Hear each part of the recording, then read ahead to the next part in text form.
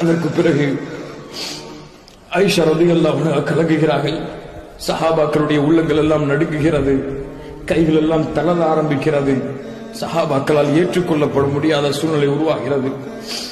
ரசூலுல்லாஹி ஸல்லல்லாஹு அலைஹி வஸல்லம் மரண செய்தியை பார்த்து ஃபாத்திமா கதறி அழுகிறார்கள். என் தந்தையே சென்று விட்டீர்களே, தந்தையே சென்று விட்டீர்களே.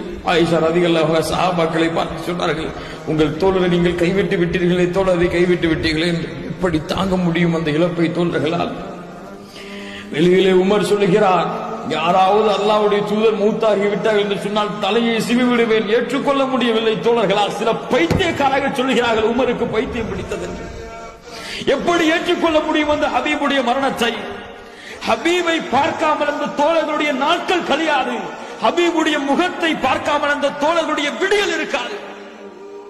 சஹாபாக்கள் கலங்கி கலங்கி அப்படியே மயக்கம் போடுகிறார்கள். ஏற்றுக்கொள்ள முடியவில்லை உள்ளத்திற்கு. சுப்ஹானல்லாஹி ரப்பில் ஆலமீன்.